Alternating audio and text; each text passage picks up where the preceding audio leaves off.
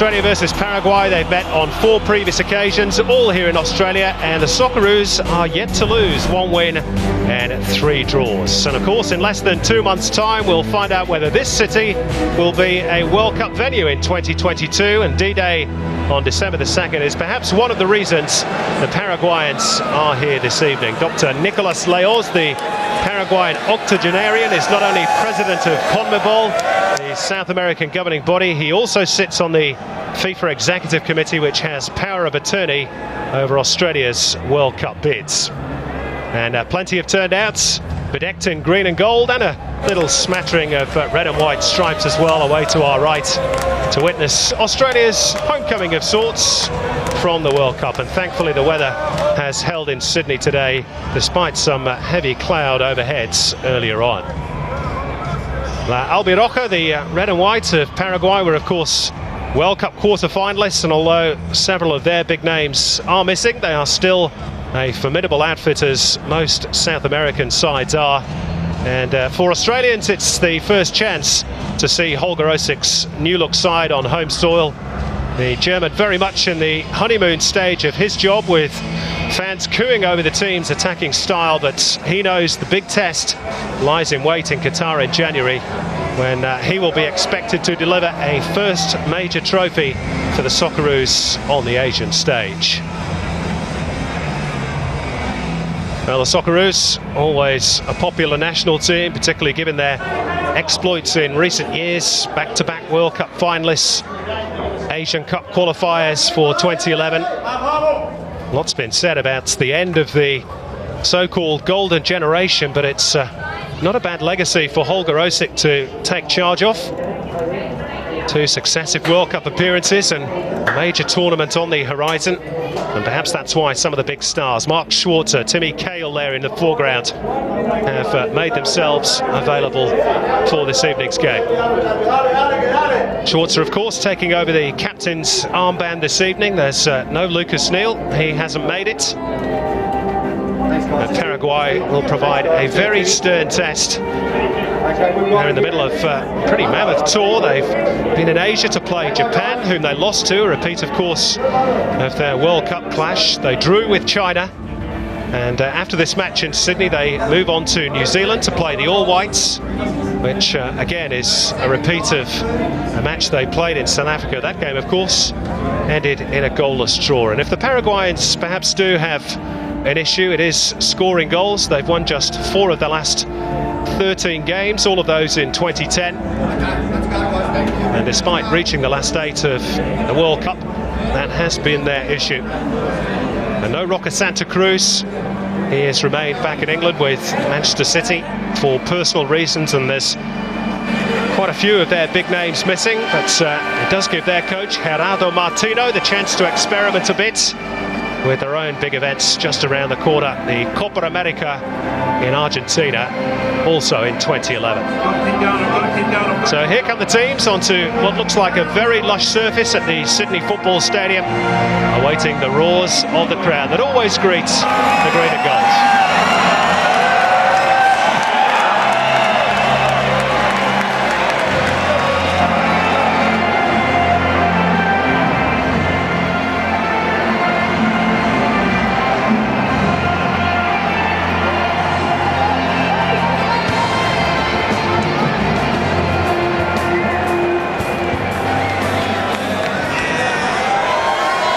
Ladies and gentlemen, the national anthems of Paraguay and Australia will now be played.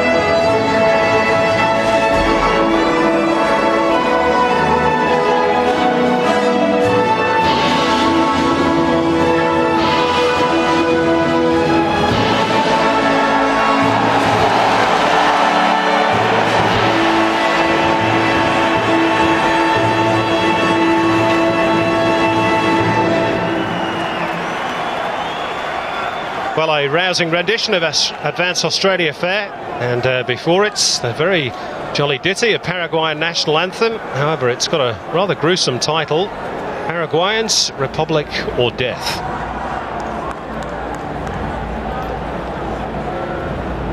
Well, there's certainly no points riding on tonight's game, but there always seems to be some sort of occasion when Australia beat Paraguay. You'll remember 4 years ago in Brisbane, it was a farewell to some of the veteran Socceroos, the likes of Josip Skoko, Zeljko Kalac, Stan Lazaridis, Tony Vidmar. Tonight is really more about an audition, certainly for some of these dressed in green and gold this evening. Not too many spots, you wouldn't imagine, are still vacant in Holger Osik's Asian Cup squad come January. The opening game of which, by the way, is against India on January the 10th, less than 3 months away. Timmy Cahill, always a favourite wherever he plays in Australia, but particularly in his home city of Sydney. Let's take a quick check on the full Australian lineup.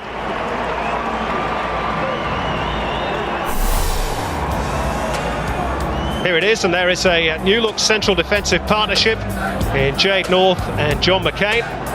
Miller Jedinak will play alongside Jason Kalina in the centre of midfield. Richard Garcia and Harry Kuehl will play in wide areas and hope to provide the service for the strike partnership of Cahill and Josh Kennedy. Mark Schwarzer, as I say, is captain in place of the absent Lucas Neal. Host of absentees for Paraguay, but still a lot of quality in this side. Nelson Aido Valdez and Claudio Morel play in arguably the world's top competition, La Liga. Paulo da Silva and Christian Riveros can say likewise in the English Premier League. And there are also 5 players who play in the domestic competition in Paraguay, including Derlis Orue, who makes his debut after netting 4 goals for Olimpia at the start of the new domestic season back home.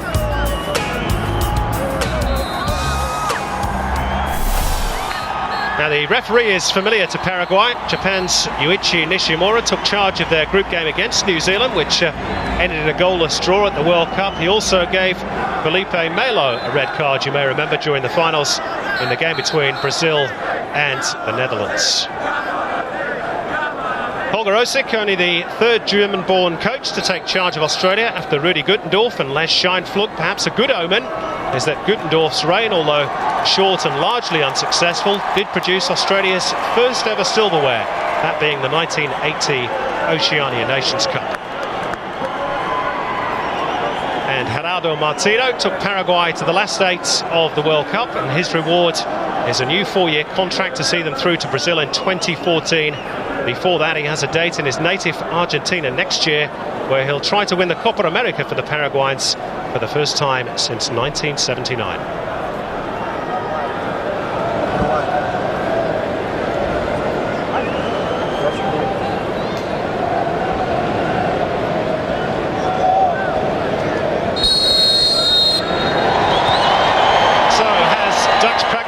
Given way to Germanic attack with intent, Andy Harper, and are we about to find out? Yeah, are we about to find out? Look, the first 2 hit-outs under Holger Osik against Switzerland and Poland, very encouraging for different reasons. First half against Switzerland, outstanding. Rode our luck a little in the second half, and that game could have ended up anything. And despite being outplayed against Poland over the course of the match, we snuck a very, very good result on the road in Europe. Never easy to do. So the signs so far are good, and we're looking to build on those, certainly all supporters of the Socceroos, but very mindful of the quality of the visitors tonight. Paraguay, over the last 4 World Cup cycles, fabulous through probably the most difficult World Cup qualifying campaign of them all in South America. This will be a great hit out. Fantastic football country, Paraguay, if only small in population terms. Yeah, a country of just 6 million people, but gee, they produce some good footballers. World Cup qualifiers on 8 occasions. Copa America winners twice. And of course, the silver medal at the 2004 Olympics behind Argentina. A very proud fighting nation, the Guarani, as they are nicknamed, although the national team is more fondly known as La Albiroja, the red and white. And they will certainly provide a stern test for Holger Osik's side this evening. That was a mistake by John McCain. And Paraguay come away with it down the right-hand side.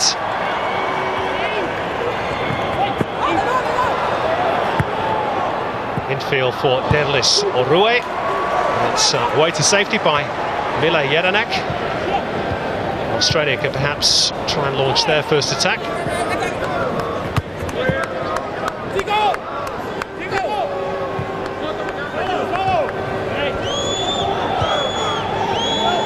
This is Orue, plays for the perhaps most famous club in Paraguay, Olimpia, 3 times winners of the Copa Libertadores, and of course famously winners of the old Intercontinental Cup back in 1980 when they defeated Liverpool by 3-0.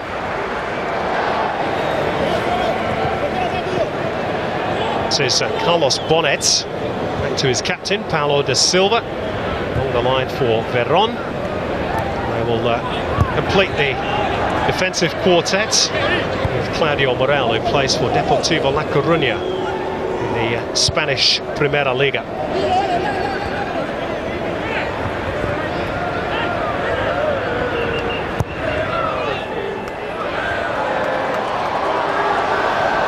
This is Cahill. Always a ripple of excitement around the stadium when Timmy Cahill gets the ball. Going to take a touch off a defender. Japanese referee decides it did, and Australia have a corner. It was great to see Tim Cahill settle up for the Socceroos. No question that he's carrying a knee injury. We've watched that closely, or as close as you can, via the coverage of the English Premier League on Fox Sports, but it's great to see him saddled up for the game today. Well, there's plenty of aerial quality about Australia this evening, of course, particularly in attack with Josh Kennedy and Tim Cahill. Right, just a bit of a scratchy start from John McCain. He made an error in the early stage of the game to give Paraguay some good possession deep in Australia's part of the field, and I'm quite sure if that ball needed to be hacked clear, there was certainly a pass on back out to the left for Australia to reconstitute an attack. Maybe it was a pass that went wrong. McCain finished the game against Poland very strongly after conceding the penalty, which Poland then proceeded not to convert. Gave Australia a real chance, which they took. Convert that game into a win in Krakow. Last hit out. 2 penalties missed in 2 internationals, of course, against Australia. Alexander Fry missing for Switzerland prior to that as well. It's almost the psychology of the Australian goalkeepers, perhaps. First Schwarzer and then Natalie Federici. Mark Schwarzer winning his 81st cap this evening, just 6 behind record holder Alex Tobin now. This is Nestor Camacho. Plays domestically with Rubio Nu. They've managed to find Nelson Aido Valdez in a little bit of space, which was quickly closed down, but a warning sign perhaps for the green and gold. Well, it certainly was. The centre defensive area certainly was out of shape badly there. It was a hopeful ball forward. Valdez couldn't control as we might have expected him to, indeed as he would have expected to. Thankfully for the Socceroos, that'll be a foul on halfway. A high challenge from Claudio Morel Rodriguez. Richie Garcia gets another start tonight. A great opportunity been afforded to him under Holger Osik. Big case for a handball there too. The high foot came first. However,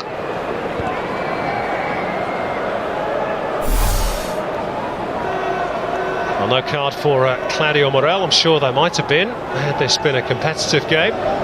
That didn't stop Brett Emerton from being sent off against Poland in the last friendly. He's here tonight, Emo, but obviously unable to play, suspended. Jedinak wins an important challenge against Veron.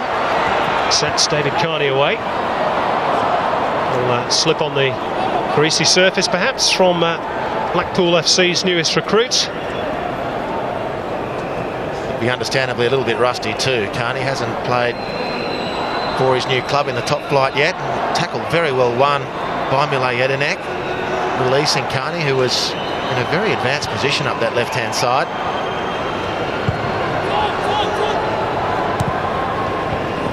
Brought down neatly by John McCain, and ruins that good work. Gives it straight to Caceres, who'll sit in front of the Paraguay defence. Perez trying to cut inside David Carney, who was up to the challenge.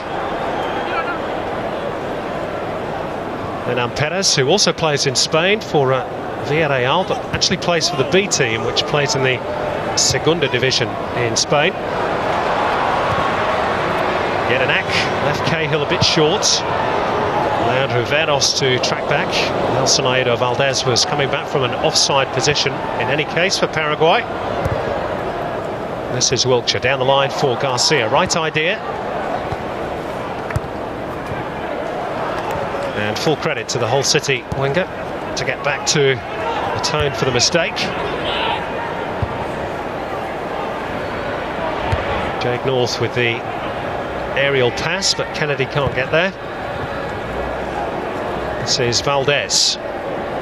Left Borussia Dortmund during the close season to go to Spain. Said that Germany was a bit cold for a South American and he'd been there long enough. Took him 9 years to work that out, did he? But he was, well, you'd stop short of saying it was a revelation at the World Cup, but I certainly think in a team that struggles to score goals, he really emerged from the shadow of some bigger name forwards. I guess that charge led by Roque Santa Cruz, Lucas Barrios from Borussia Dortmund. Valdez did a really good job, but you made the point, I think, very accurately, Simon, about Paraguay. As consistent as they are of recent times, goal scoring isn't a strong suit of theirs. Christian Riveros is the only player on the field in red and white, indeed in this squad, who's here in Australia to hit double figures internationally. Nelson Valdez is scoring at a rate of 1 goal every 5 international matches, which is far from earth-shattering, withstanding the quality of the player on the ball now of whom we speak. Just 13 goals in their last 13 internationals, tracking back to the start of the year. Also pretty difficult to score against. They've conceded just 9 in that sequence. This is Wiltshire.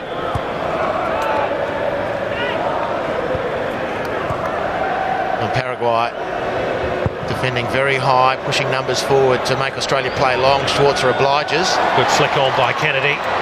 Heavy first touch by Cahill. Signs that that combination could be potent for Holger Osik. Of course, he does have Scott McDonald and Alex Brosk on the bench, Dario Vidicic too. There was some suggestion that McDonald or even Brosk might have started tonight, but he's gone with Cahill, perhaps understandable. Australian public love to see Timmy play. Talking of goal ratios, Harps, 44 caps, 21 goals for Tim Cahill. Not bad, eh? Well, when you consider that most of those have, the vast bulk of those have been coming from a midfield position. Indeed, under Husiting, where he scored those famous goals in the World Cup, it was even off the bench. It's a brilliant return. There'd be strikers over the moon with a hit rate like that at international level.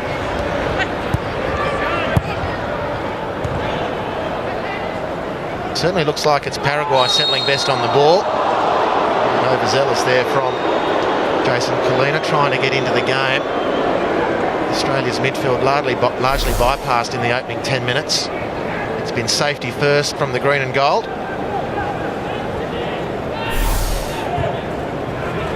Jason Colina from Gold Coast United, one of 6 A-League players in this squad selected by Holger Osik. Says he's going to give everybody a chance, doesn't matter where they play, which is refreshing to hear. This is Perez. It's going to be a good battle that between he and David Carney. Looks as though he's got plenty of speed and purpose. Well, it's the third raid down the right-hand side. Carney has had to be very athletic on 2 of those occasions. Dispossessed Perez, he's done it well. They go down that vacant position again. It has been the Achilles heel for Australia. No solution defensively, which really leaps out at you at left fullback. Carney a great chance. Scott Chipperfield recently retired from the Socceroos, of course, after the last World Cup. Did a great job at left fullback, but he was more of an attacking player ostensibly. I do get the feeling that there is a great case for someone to demand that left fullback position and make it their own. Carney with the front running at the moment. Yeah, surely it's Carney's to lose. Shane Stefanuto, maybe even Shane Lowry might have something to say about that at some stage. Scott Jamieson maybe on for the future. Meantime, here's Josh Kennedy in the Socceroos team of the present, trying to outfox Veron, unsuccessfully. Camacho, lovely touch.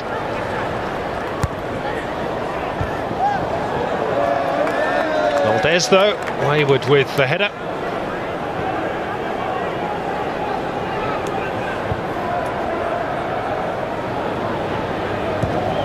Early possession stats very much favouring the opposition. You're an Australian supporter. You've seen more of the ball here through Nelson Jaido Valdez, now Nestor Camacho, who was not part of Gerardo Martino's World Cup squad, winning just his third cap this evening. Plenty of pace on that ball and beautifully touched into the path of Hernan Perez, trying to be a bit too clever. This is Cristiano Riveros. Australia need to close the space down quickly, and they do so effectively through Jake North. Still they come, Paraguay. This is Carlos Bonet towards the near post, and first real test for Mark Schwarzer off the boot of Nelson Jaido Valdez. And a good example of the swift passing and speed with which Paraguay attack. And it was a sharp chance from Valdez. Schwarzer not troubled, had everything covered, and those very safe pair of hands took it very comfortably. But again, the channel where Paraguay are attacking is down through Australia's left-hand side. Another turnover from the Socceroos. It's been a poor start by the home team. Here's that man Perez again, twisting and turning this way and that. Serra's got his angles wrong though. Australia have it now through Luke Wilkshire. Just a consistency really for Australia. 49th cap tonight for the Dynamo Moscow fullback. Automatic choice these days. Wasn't always the case.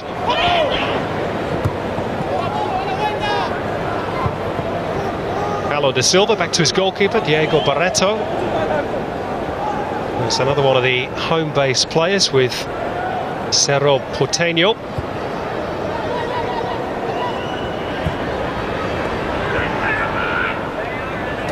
Claudio Morel. Not his best pass of the evening, and this is McKay. Harry Kewell, who's barely been in the game thus far.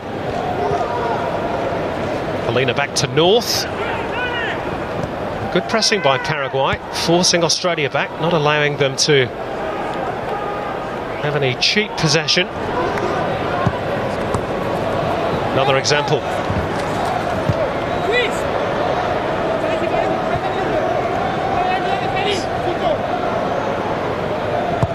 There is rather a subdued quiet around the Sydney Football Stadium.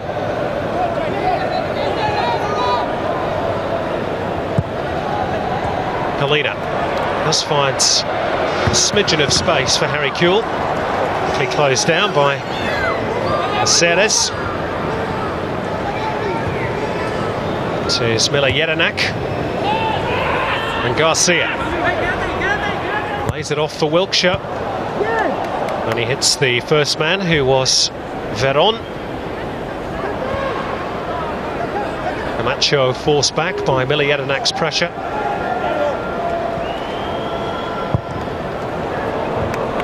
Not the greatest clearance by Diego Barreto, but beautifully controlled by Caceres. This is Claudio Morel. Dario Veron, sorry, Hubs. No, you're right, Tom, and even the shank out of defence from Paraguay seems to work for them at the moment. And Australia not closing Paraguay down with the same intensity as Paraguay are doing to the Socceroos. It is forcing the issue when Paraguay close Australia down. The ball security hasn't near been good enough, with only that last attack with Cale finding Kewell and the ball then switching out to the right with Garcia. The only really semi-fluent completion.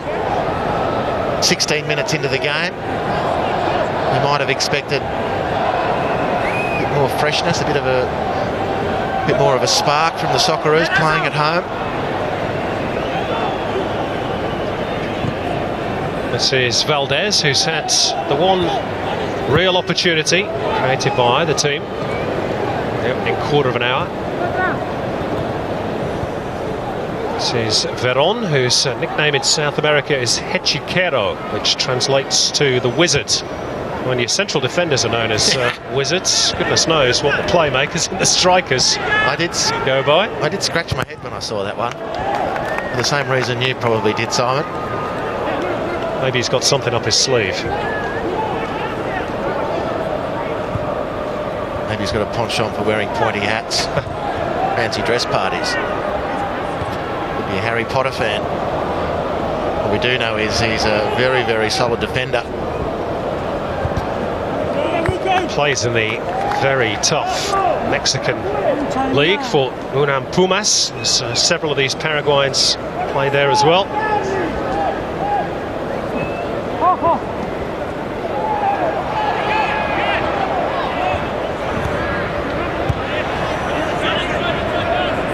There's Christian Riveros.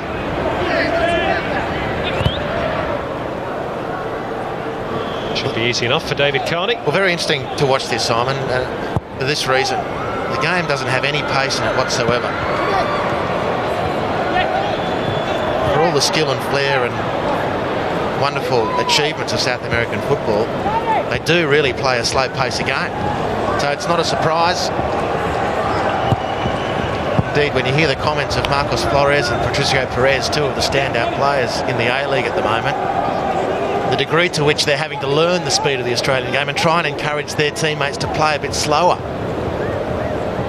And when you hear those comments of people who follow the local competition, heard those comments, you can now see the context from which they've come. It's a very methodical, slow, fast type of rhythmic approach to their football in South America. Paraguay fitting the bill completely in the opening 18 minutes of this match. Both cultures can no doubt learn from each other.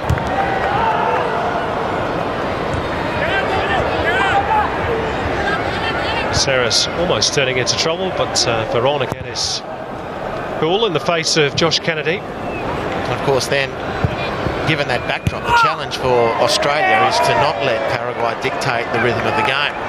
Not to allow the visitors to decide when to speed the game up, otherwise to keep it slow and controlled. And it's a great test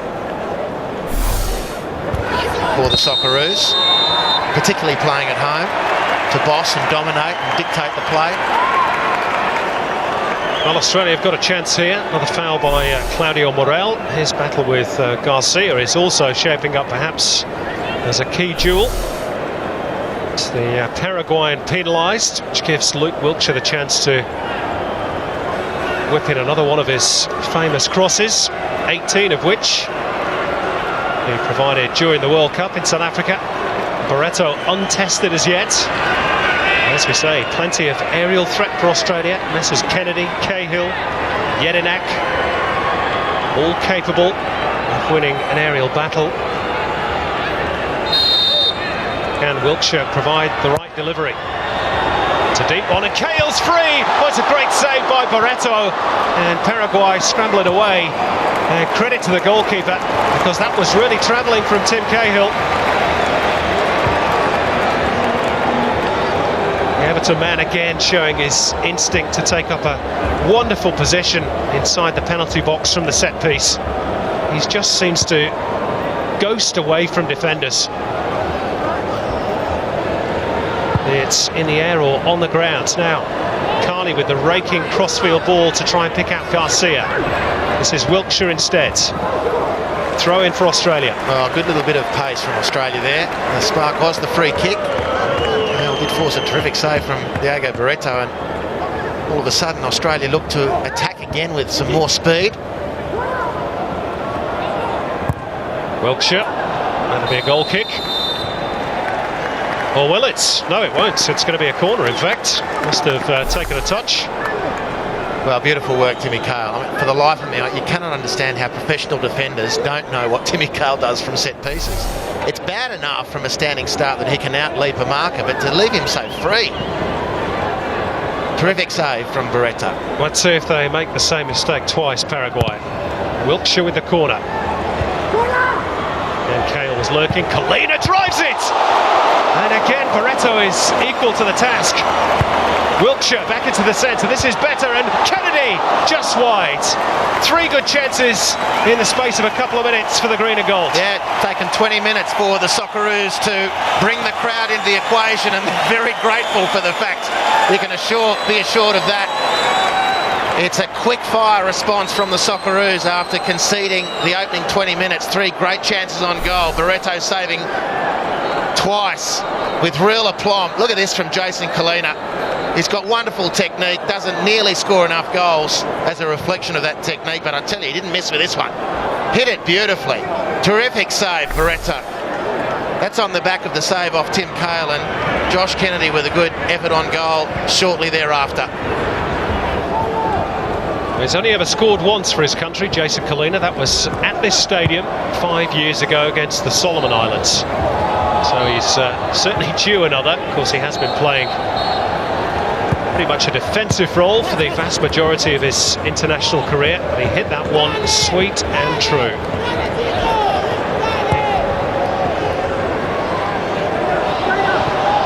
And possession last 5. That shows how much things have changed latterly.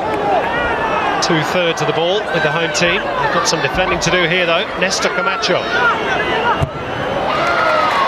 Good block tackle initially by Jedinak. Claudio Morel takes over and then goes to ground rather too easily for the Japanese referee's liking, and well, he's issued the yellow card for simulation. Maybe that's an accumulation too. Maybe he just has heard about what they do in the A-League these days. Maybe. And there's, on that basis, a 2-game ban coming up for Senor Rodriguez. But I really like this referee. I was ever so impressed with him at the World Cup, Yuichi Nishimura. I was disappointed, actually, probably from an Asian viewpoint, that he wasn't given one of the really big games at the end of the tournament. I thought he had a fantastic time of it over there, and I reckon that's a pretty sharp decision. It was a clear case of simulation.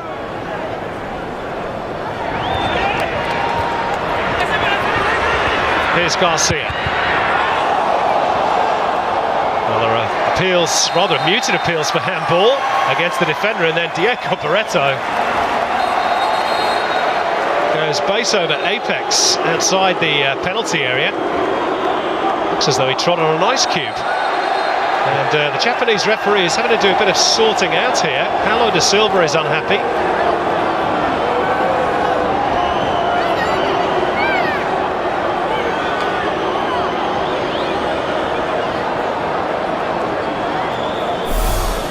Well, the captain trying to inspire his troops, and as soon as his free kick was given for the handball, he charged towards a linesman.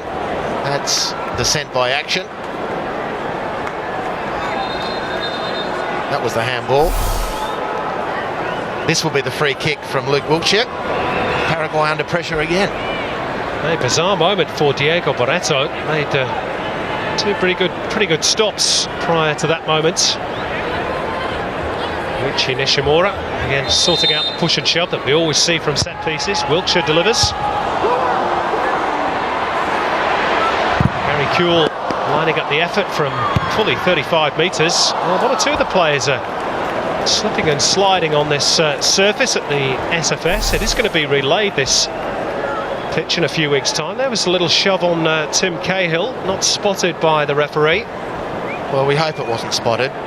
We hope it wasn't a case that he saw it and allowed it to play on, because defenders get away with murder at set-piece situations. And that's not parochialism talking, that goes at both ends of the field. And it's something that, that FIFA could really clamp down on. Not asking them to make up a new rule, just to enforce the existing ones. You'd only have to crack down on it for a while. People would learn the lesson quick smart.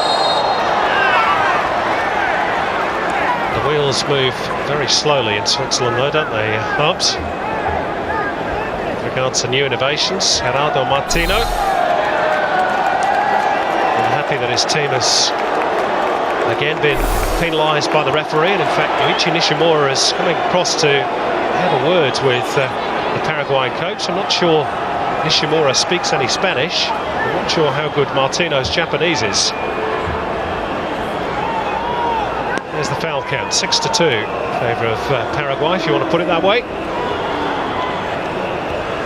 Well, Well, it is officially a friendly, but there's a bit of feeling. Here's Wiltshire again. Again, a test for the goalkeeper, and he's got there. Carney will half volley it back towards goal, and is off the mark. Well, the pre-game script is coming to fruition. Australia very difficult to handle from these set pieces. And Josh Kennedy, they have, by quite some margin, the tallest player on the field, and he uses that height very well. And Timmy Cahill, who is one of the most dynamic jumpers and headers of the ball in world football, I don't feel at all compromised in saying. Holger Osik will be writing some much more relaxed notes based on the last 7 minutes compared with the first 20. Yep, agreed. Pretty slow start for the Socceroos, but they've found their rhythm. They're on top at the moment, no question about that. Harry Kewell still trying to get involved in the game. He's having to drop back now because David Carney had gone forwards. That'll be a foul in favour of Paraguay this time, and Richard Garcia is going to have to be careful.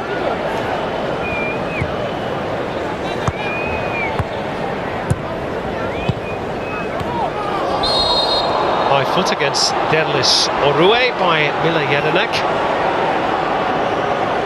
Well, he's only of diminutive stature is Derlis Orue, and Jedinak is rather taller, but the foot was a bit high. It was a clear foul. And despite Paraguay's hogging of possession in the opening 20 minutes, I barely heard you call their number one playmaker, Simon, the number 16, Christian Riveros. Certainly is one to watch. In fact, their World Cup campaign in South Africa 2010 was barely a minute old before he really set the tone. It was a scything tackle on Italian Riccardo Montolivo. The game ended up a 1-1 draw. Paraguay, their intentions made clear, and they fight for their lives in international football. They're renowned for it. Now a bit of space for Kennedy, but it was a heavy touch which took the ball into the path of Paulo da Silva instead. And we'd be foolish to expect this game to be friendly other than by name. But Australia again, a more swift counter-attack. Passes not exactly sticking, but at least the intent is there. They've awoken from their early slumber, the Socceroos, and again it's Paraguay who have to defend the set piece. And this is where Australia are dangerous. Wiltshire, good shape to it all, and the acrobatics from Garcia. Must have only been a whisker away from making contact with the ball. Yeah, just came on the wrong side of Richard Garcia, you fancy. It would have been a miraculous goal had he converted from there. Oof, close. He's yet to score for his country, Richard Garcia. Well, Jedinak winning the first contest, and he couldn't get clean contact. It came off the shoulder blades. And again, Garcia lively early. Determined to force the hand of Holger Osik.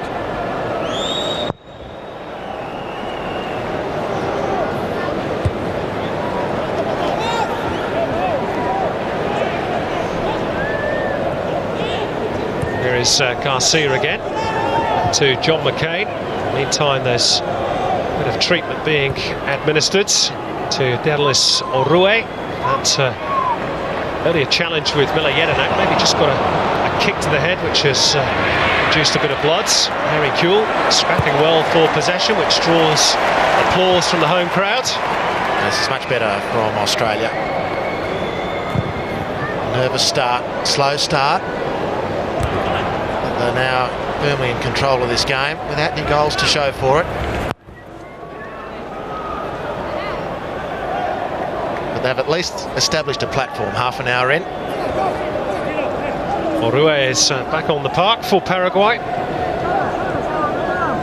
4 goals for his club side Olympia at the start of the new Paraguayan season, which has earned him his first call-up. Now goes Perez, rather theatrically. No foul by Carney. Australia back in possession and back attacking through Cahill. The tackles are starting to fly in here, and both teams are complaining to the referee. He's going to do well to keep a lid on this, Yuichi Nishimura. Well, the ball's there to be won. It was perhaps overzealous, but it wasn't anything worse than that.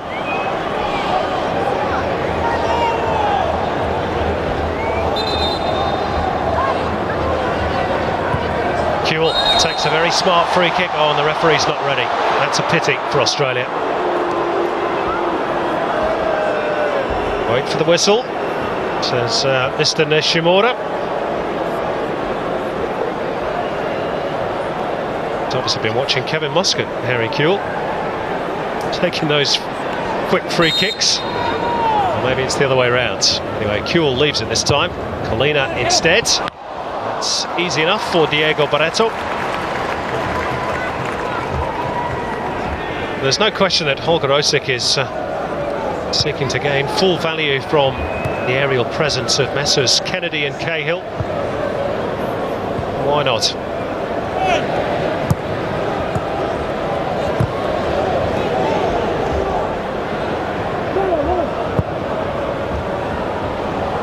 Equally, I presume that at half-time, or perhaps even before then, Canado Martino Harps will be saying to his sides, no silly free kicks in and around the penalty area.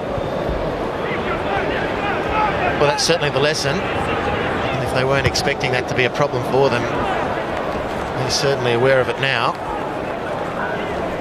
I thank their goalkeeper for still being in the game. Holger Osik's men have wrested control of the football match without being overly fluent. I mean, get carried away here, but fact of the matter is they are controlling the possession, and they have forced the goalmouth incidents over the last 15 minutes.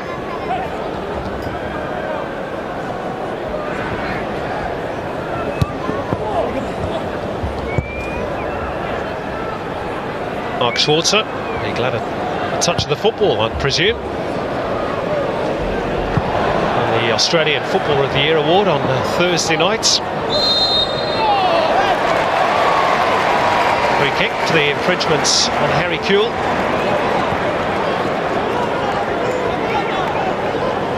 Who presented the medal named after himself to the Young Player of the Year, Mitch Langerak. Ex of Melbourne Victory, now in the Bundesliga. Terrific concept, that awards night, uniting the grassroots with the top end of town. Now, what we were speaking about a few minutes ago has eventuated. Paraguay have given away another set piece in a tricky part of the field so far as they're concerned. Colina hangs it up, and it was Paulo de Silva, I think, who got the last touch there, so that will be an Australian corner.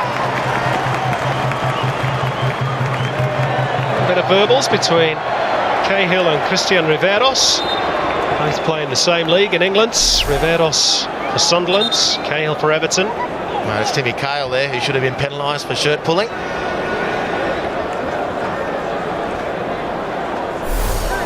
Great to see players who care. Australia well on top on the corner count, 4-0. Can they make this one count?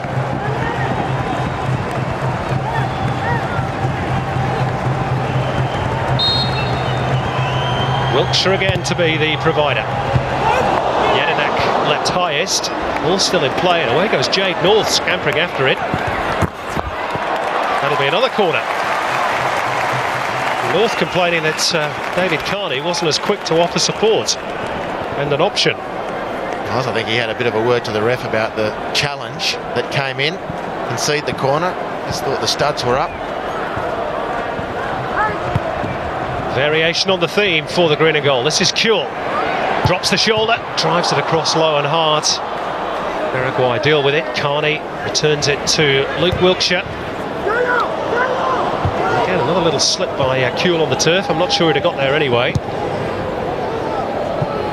Bit of a hook and hope from Colina. Oh, that's beautifully done by Claudio Morel Rodriguez. Not a bad ball either.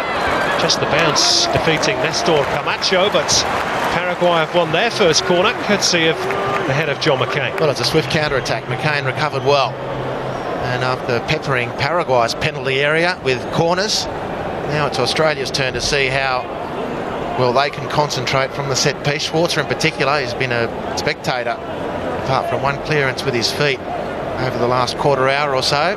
Probably 20 minutes since Valdez had that effort on the near post. Claudio Morel Rodriguez with the outswinger. Easy enough for Garcia. Now there could be a counter-on for Australia here. Harry Kewell was quickly across, and look at Garcia herring forward down the right. He's used as a decoy. Instead it's Jedinak inside, and again just the touch allowed Paraguay to regroup. Instructive though, Simon. You look at the tsunami of yellow shirts who poured forward on that counter-attack. Kewell left free to head on for Kennedy, who was in turn looking for Cahill. That's as much a sign of the times as anything, really. Change of attitude perhaps of the national team under the new coach. They were blitzing forward, the Socceroos. Yet an sloppy touch let Paraguay off the hook. Well, he told us pre-game, Holger Osik, he wanted his team to attack, to entertain the public. Surely a shove by Rue on Colina. Referee concurs.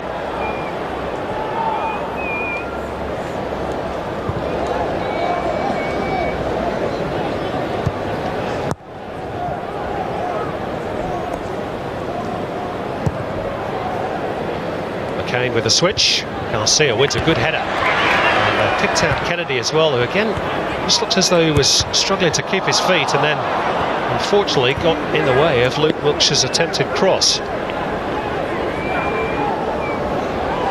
This is Camacho.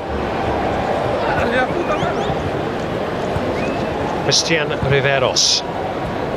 Now Claudio Morel Rodriguez, whose father, Eugenio Morel Rodriguez, was also a Paraguayan international, actually won the Copa America with La Albiroca back in 1979. Now Kewell trying to put Diego Barreto in two minds.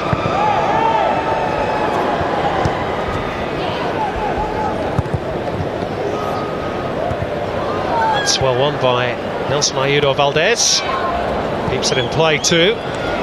Trying to jink his way past Jade North, and he's done so. This is dangerous for Australia. This is Perez, who was held up by McCain. Good work by the Al Nassr defender. Now it's Australia on the counter through Garcia.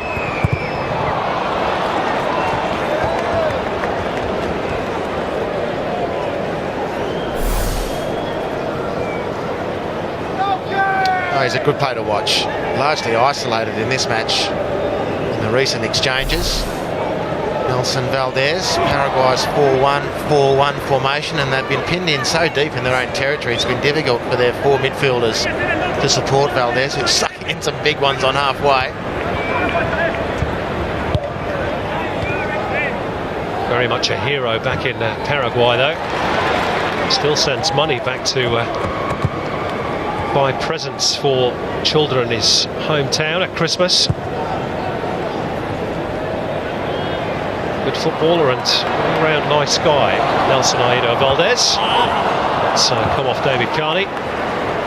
Goal kick. Well, it's not at all uncommon for those stories to come out of countries like Paraguay. There's a tremendous sense from the guys who make it of not forgetting the people who are left behind.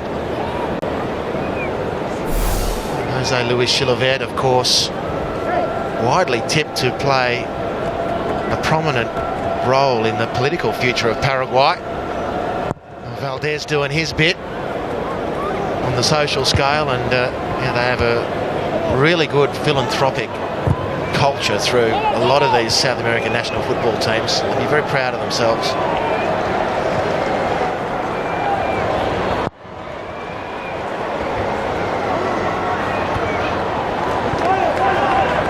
Just about kept in play by Richard Garcia as we move into the final 5 minutes, the end of this first half, which saw Paraguay start strongly and really forced back by Australia. Kewell epitomising that commitment to the cause, putting Paraguay back under pressure again. Well done, Harry Kewell. But well done the Socceroos in general. They've really dominated the last stages of this first half without it being overly fluent. But again, the foundation has been laid.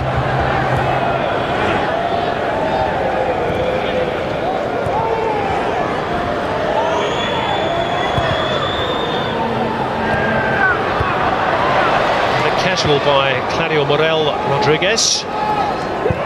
Garcia quick to close down Veron.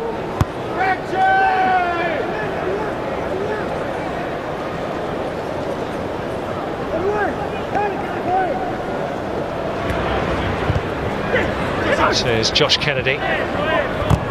Just out muscled by Caceres. Australia will get the throw in.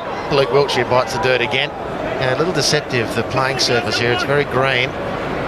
It is greasy. The sprinklers were let loose again just before kickoff, but it doesn't take much for the studs to dig and take away the turf, hence players losing their footing.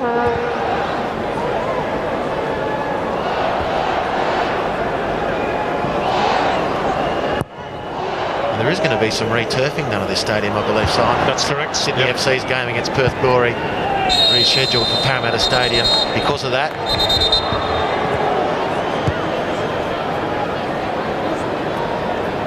Referee again slowing down the play. Australia wanted to get on with things. The quick free kick.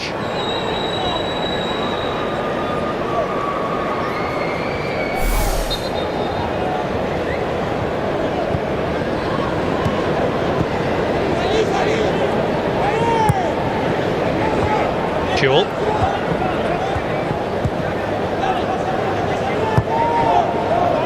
Jedinak spreading the play for Jade North. Wiltshire is again well forward and found by a beautiful chest down from Josh Kennedy. And again, it's a lack of technique from an Australian player which relieves the pressure. It's pretty unusual for you to say that Luke Wiltshire was the guilty party. He's got tremendous technique, but he's touched too heavy there. Timmy Cahill just showboats a little to the crowd, reminds them that he can score from pretty much anywhere. Sadly, he was offside by a pretty long way too. Still, I love to watch this. Oops, 1, 2, 3, over you go. Now, Timmy has been carrying a knee injury, of course, this week. Harps, do you fancy maybe he may be replaced at half-time? Scott McDonald's perhaps on the bench, Alex Brosk maybe? I'd be immensely surprised if he plays the full 90. Whether that's a half-time change or a little bit later.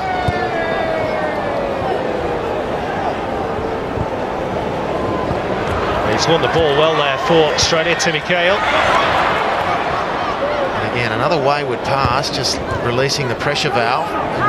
Now that'd be the one thing, or the overwhelming message I'd say from Holger Osing at half-time. Happy by the way his team and the strength with which his team has finished this first half.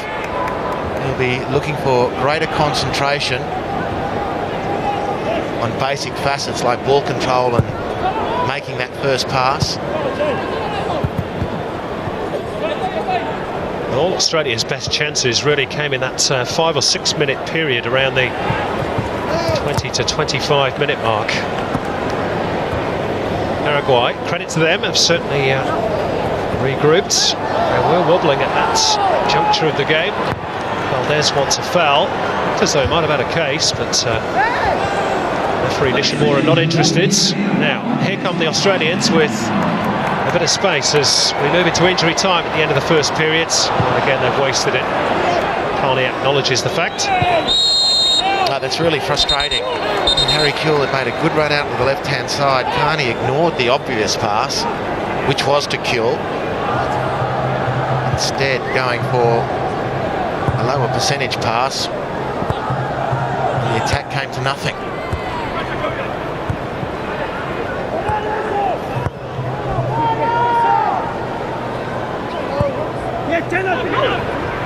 Kennedy, oh, he was fairly well clouted from the back there by Dario Veron.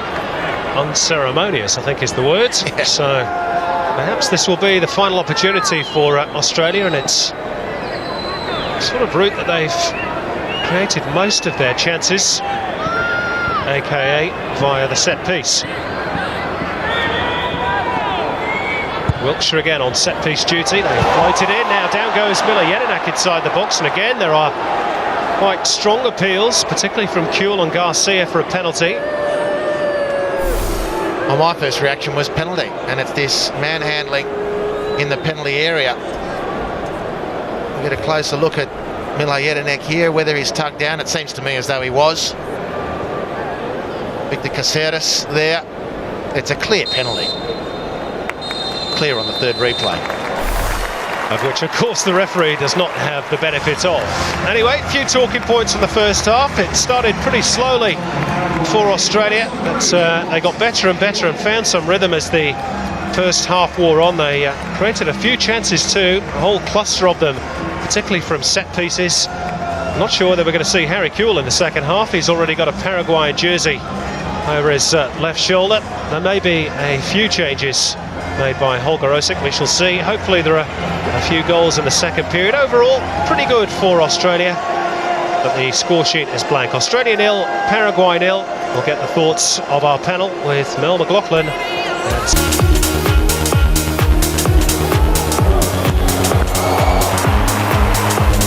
Welcome back to the Sydney Football Stadium, where the Socceroos were certainly slow to start against Paraguay, but really kicked into gear on the 20-minute mark to create real headaches for the South Americans. They've certainly got themselves back in this game, but it is 0-0 at half-time. Welcome to our half-time show. Mark Bosnich, Ange Postecoglou and Robbie Slater join me. Robbie, what did you think of that first half? I think Holger Osik will be pleased enough with that first half performance. It was a slow game, really. The tempo in the first 20 minutes, as you said, it burst into life when Australia had a few chances. I'd like to see Australia a little bit quicker in transition. I think this game, it's up to Australia. Paraguay are really sitting back there quite content, to play across the back line when they're not under pressure. They've offered very little going forward, and once they do get under a bit of pressure, Australia have had a bit of joy. I'd like to see, as I said, in transition a little bit quicker. Okay, well, let's have a look at the halftime stats now and see how it all looks on paper. The possession still with Paraguay by 53% to 47%, but that certainly, the Australians certainly improved as the half went on. The corners 5 in favour of the Aussies to just 1 to the visitors. The foul count, though, heavily weighted with the South Americans to Australia's 5, and just the 1 yellow card so far. And as I mentioned, it was a slow start for the Aussies, but there was a flurry of chances about 20 minutes in, wasn't there? Yeah, it almost took this chance here to Timmy Cahill to sort of break the game open a little bit. The Aussies lifted, the crowd got into it, and we seemed to play at a little bit of a higher intensity. And from then on, we had some good opportunities, mainly from set pieces, it has to be said, but certainly causing him a lot of problems. And goalkeeper Barreto from Paraguay certainly had some issues dealing with our crosses in there. Absolutely, Bozza. Yes. Now we are causing a lot of threats, particularly there's been a lot of set pieces for Australia up in the air. The guys have mentioned, Andy and Simon have been mentioning just how tall Josh Kennedy is, how imposing. What about just the threat that we are creating there? Yeah, well, the threat's mainly coming from the good delivery, and it doesn't matter how tall your players are. If the ball is not played in the correct manner, they won't cause you any danger. As soon as the first 20 minutes were tedious, like the boys said, and we sprung into life really after that Tim Cahill chance and pretty much dominated the rest of the half. And we can see what the weakness of the Paraguayan team is. It is dealing with crosses, so we've got to try to get as many balls as we can in possible. It looks as though Harry Kewell's going to come off, so I don't know who's going to play out on the left, but if I was Holger at half-time, I'd be saying to let's get the balls to the wide men, fullbacks start overlapping. And also one other point, when Paraguay got good possession at the back, we need to close them down more. Once we've had our breather, we need to close them down because they're playing away from home. They can kill the game like that. They need to start to push on. Once they've had their breather, somebody needs to go straight onto the man, and the rest of the team need to follow. And Robbie, considering all the possession that Paraguay had in the first 20 minutes, it's amazing to think Mark Schwarzer only really had to pull off one save. That's right, the Paraguayans through Nelson Valdez, their main threat up front. We've hardly seen him apart from that.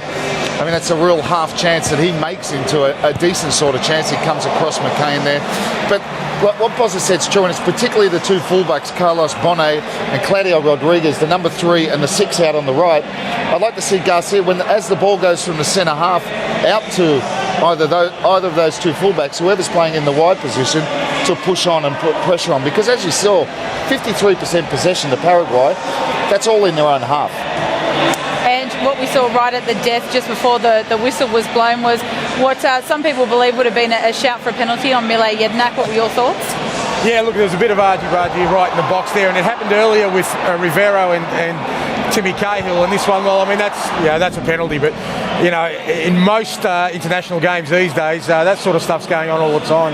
The referee would be pretty brave, although it looked like the Paraguayans were getting frustrated out there. I mean, we kind of felt that it was simmering under the surface there, even with their coach, that they were getting frustrated with the referee. So, and I think you made the shout, Bozzy, you wouldn't be surprised if there was a penalty coming. Yeah, you can just tell that. The South American teams over the years, perhaps with the exception of Brazil, have had a little bit of a habit when things aren't going well for them to start resorting to those type of tactics.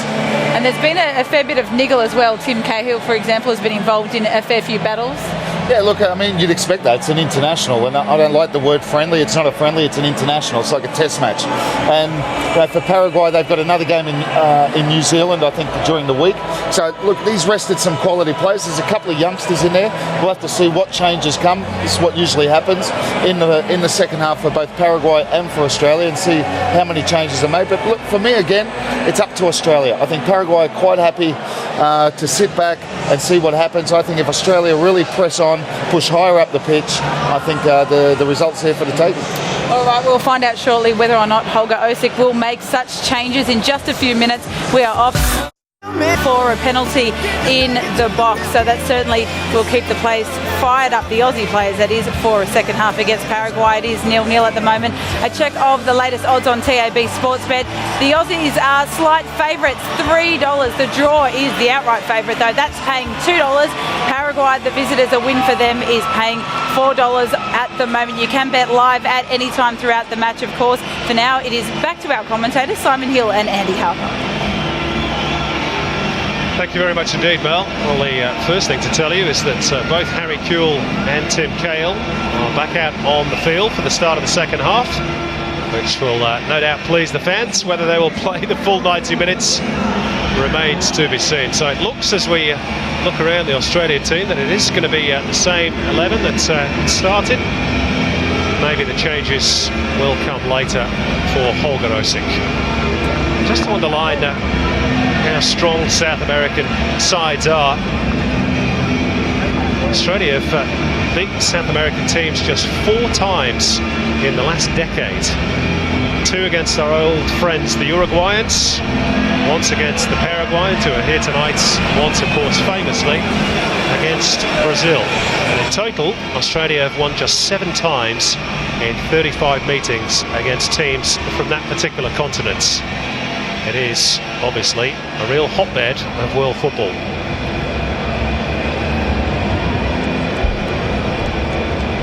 But it's scoreless at the interval in Sydney, as we prepare to get underway at the start of the second half.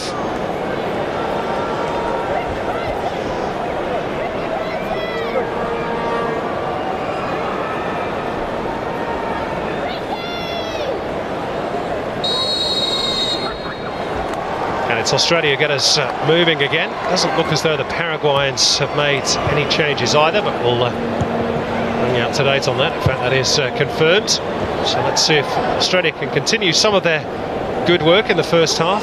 As the boys remarked at half-time, pretty sluggish start by the green and gold, but it did get better. And maybe, just maybe, they should have had a penalty as we went into injury time, Andy Harper. Yeah, they should have had a penalty. And Jelinek clearly fouled by Victor Caceres.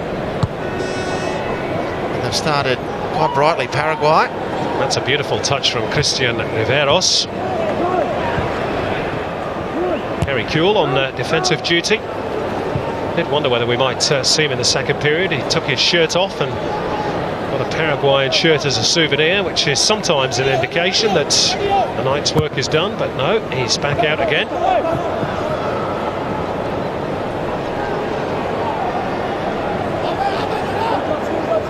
Schwarzer with the captain's armband this evening. He was the consummate professional, and good to see Harry Kewell completely free of injury at the moment.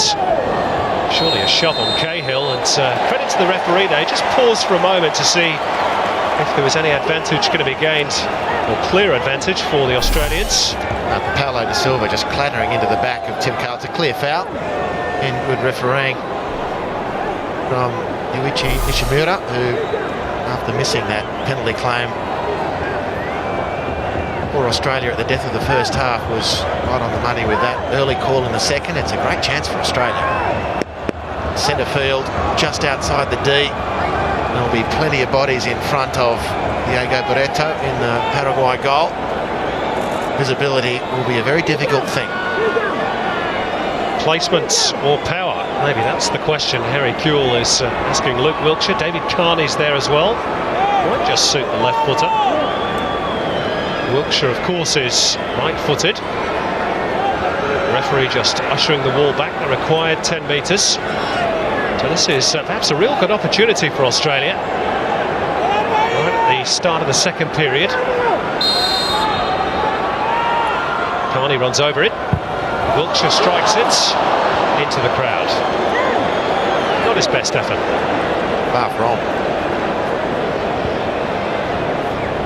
He's become almost a regular goal scorer, Harps, for the Australian national team in recent months. He certainly has. Well, he's got one of Australia's last 11, but before that he's been scoring important goals. Fabulous player for Australia. This is one of his more quiet nights, I think it's fair to say. It wasn't long ago we were in Switzerland watching them play, and there was a scout from the German Bundesliga circling the name. This is Valdez. Well, he certainly hit it with power, if not quite the direction, and certainly excited those Paraguayan fans behind the goal. There's another loss of footing there, but it fell kindly for Valdez. Match up with the shot. Yeah, it was in St Gallen where there was a Bundesliga scout marking the try either of Luke Wilkshire based on his technique. Timmy Cahill showing what technique's all about there with that volley from some distance. Not quite sure what the hand injury is for Timmy Cahill. He's wearing pretty heavy strapping on that right hand. Perhaps he's punched those corner flags too hard every time he scores.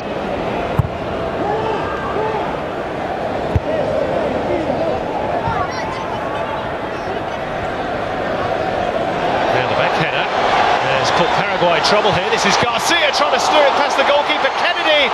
Oh, and Cahill and Kennedy got in each other's way. Still Australia have it through Kewell and now Kalida. And they build again through Garcia. Chips it in looking for Josh Kennedy. Cahill tries to get there. Comes out for Carney, who blasts it. And then again there are claims for handball, but must have been accidental against Orue. Well, terrific work from Diego Barreto in goal. The first chance came for Richie Garcia. Too quick to win the free ball there, and he went for the far post. A great option, the best option really, to go across the keeper. Barreto did well, and Cahill and Kennedy got themselves all mixed up. Here's the claims for handball. Clear contact of ball to hand, but not so clear whether there was intent involved. Dennis Orue. Well, credit to the Paraguayan goalkeeper. He's had to pull off some pretty decent stops tonight, winning just his 5th cap. Had to wait his time in line behind first choice Justo Villa, who's on the bench this evening. There he is. He's actually got a brother, Edgar Barreto, who's also a Paraguayan international. Australia offside.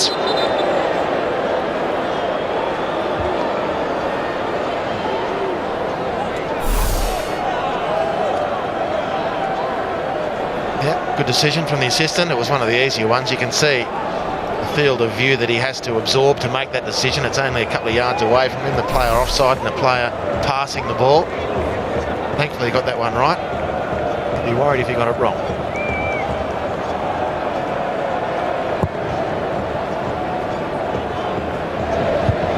So already we've had some pretty good chances at the start of this second half. There were few and far between in the first period, just the one really. Snapshot by Valdez in the first period for Paraguay. And a few for Australia from set pieces. Looks as though the second period might be a bit livelier in that regard. Yeah, I'm looking for Australia from this second period, Simon, for some other threats at goal, and particularly for the touch players in the green and gold to come into the game more. Speaking most obviously of Harry Kewell and Jason Kalina. Garcia waiting for the overlapping run of Luke Wilkshire. Now Paraguay are going to make the first change of the evening, and the debut of Derlis Orue is about to come to a close, and his replacement is another Paraguayan-based midfielder, Marcos Riveros, plays for Nacional, and it's been called up in place of the injured Celso Ortiz. So he's on for just his third cap. So we've got two Riveroses on the park now for Paraguay, number 16 and now 17. Backed on the throw-in by Garcia, back in by Jedinak. Feels for offside by Paraguay. Down goes Garcia, play on, says the referee. Down goes Kennedy, and now Carney! David Carney with the trusty left boot puts Australia a goal ahead. A cracking finish by the Blackpool defender.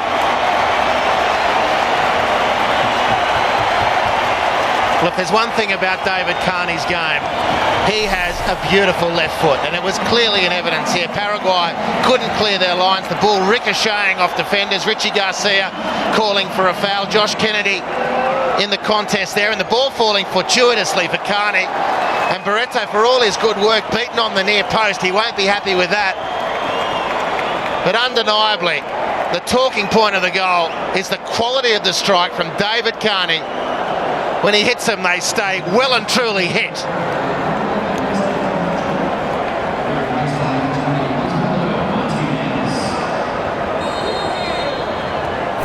David Carney's fourth international goal. He doesn't score tap-ins for Australia, does he? Now, meantime, there has been another change for Paraguay. Nestor Camacho has been replaced by Osvaldo Martinez.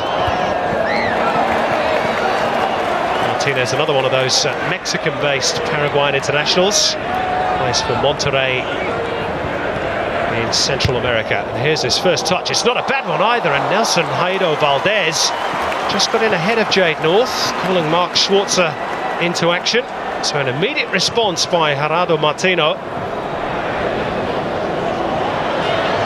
The game is much more open in this second half, as we suspected it might be. Well, one of the few issues that Paraguay have is in centre midfield. They're number 15. Victor Caceres, he plays the anchor midfield role, but we just saw on that last ball forward from Australia, he's seeming to have real difficulty in judging the flight of the ball and the bounce of the ball. And he's providing, in that part of the game, no protection for his back four whatsoever. Timmy Cale's touch has let him down, and his team momentarily was enough for Paraguay to breathe a bit of a sigh of relief. But yeah, it's strange to see a player in such a central and pivotal role as Caceres is, the number 15, to be so at sea. That's good football, though. And again, Perez just showing a little too much of it to John McCain. Interesting that Caceres was mooted at one point as being a replacement at Liverpool for Javier Mascherano, who didn't eventuate. He's still in Paraguay with Libertad. Here's Marcos Riveros, or should have been.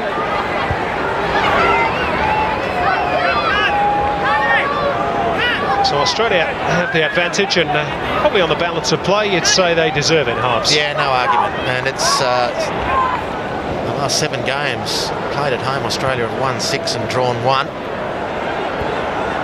They're on the way again, and despite all the difficulties they have with South American teams, which are well chronicled and easily understood, they haven't ever been beaten by Paraguay.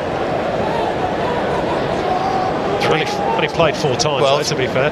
Nevertheless, you can only do what you've got to do, and 3 draws and a win, and they've got the lead here again now. So here's Carlos Bonet. Perez losing out to Carney, who's really got his tail up after scoring his 4th international goal.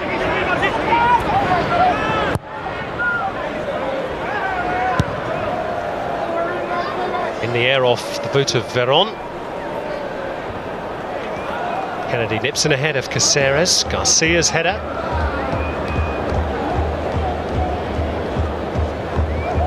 Perez. That was a bit of a wild lunge, that, by John McCain. Yeah, another good decision from the ref. Just waited that moment to see if an attack would open up for Paraguay. Clear foul from McCain. A lunging late tackle. He's recovered after his shaky start. In fairness, that's a new partnership, Harps, of North and McCain. Haven't been called into action on too many occasions. No, and they're two players who know each other very well. They came through the youth system in Brisbane, Queensland Academy of Sport and Brisbane Strikers, so not at all unfamiliar with each other.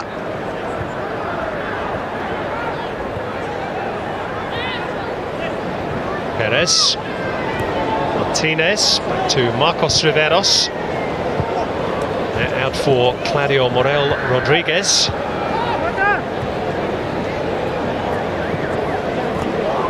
Marcos Riveros just a bit too slow, and Australia really on top at the moment. Kennedy and then Colina. Awkward one for Harry Kuehl. Well, he did superbly well initially, and then again fell victim to the greasy turf. Bonnet is getting forward down the right-hand side for Paraguay. Perez too. Good situation this for Paraguay. Bonnet. Perez about to pull the trigger. And across came Garcia, and the referee has blown for a foul too in Australia's favour. So really they won't get the corner, Paraguay. It's really good anticipation from Richie Garcia. Good experience. No small measure of athleticism to make the diagonal run from around about the right flank where his attacking position was to get into the centre of the penalty area and clear for his team.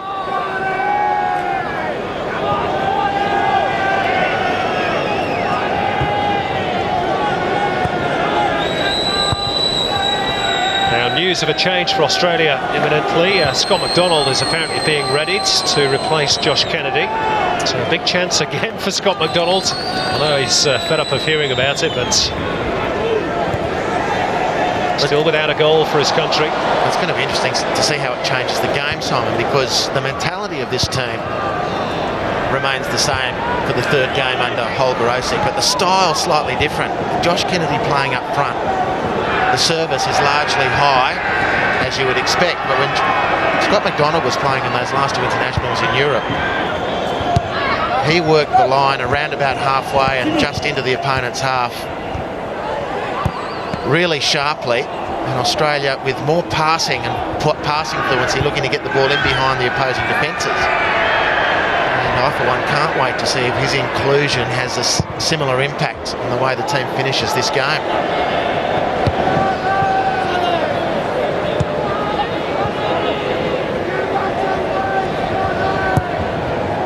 Martinez. Is there too much on that for Perez? There is. Now the change will be made.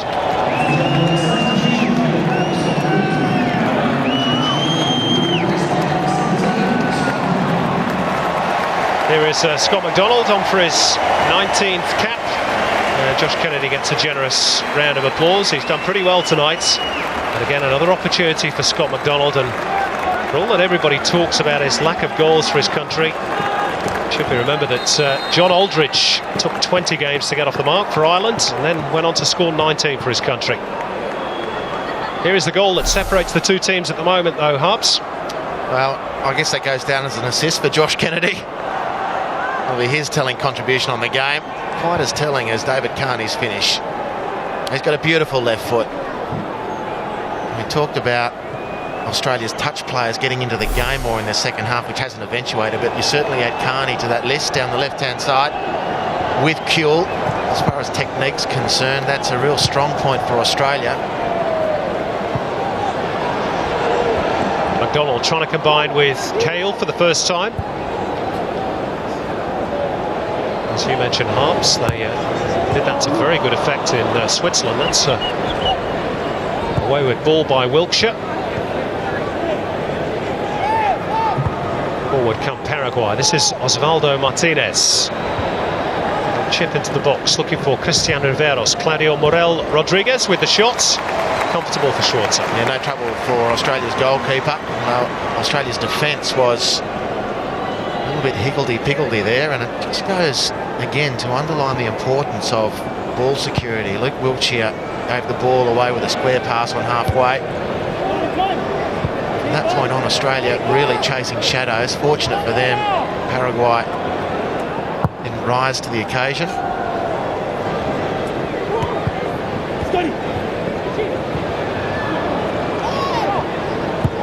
Caceres. Martinez, who's certainly offered Paraguay a little bit of pep. He's felt that tackle. North.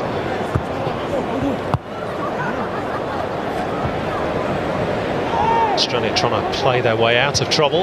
Again, you just saw the slip and slide of, in this case, Marcos Riveros. It's whether the pitch is a little bit infirm in places. Bonnet steers it into the path of Perez, who then again takes a tumble, and now he's got to scamper back quickly because David Carney comes forward. And he's helped out by Caceres. He gives it back to Bonnet. Plays with Libertad back in Paraguay. Australia untroubled, or at least they were, until Mark Schwarzer has what has commonly become known in the football world as a Paul Robinson moment. Thankfully not with the same result. Oh, it was a real haymaker from Schwarzer.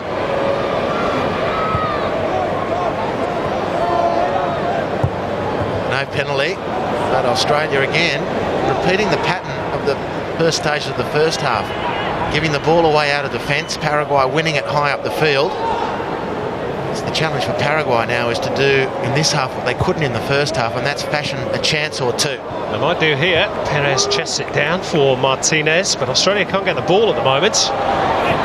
Neither set of players, Simon, look terribly comfortable on their feet, it should be said. It really does eat away at a player's confidence when the ball is coming in traffic, you're under pressure from a defender.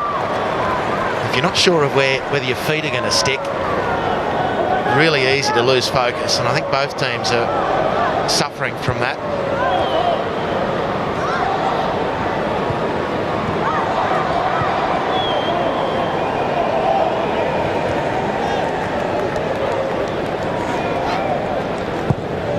Paulo da Silva. Lovely ball. Out for Claudio Morel Rodriguez. Launch quickly onto him.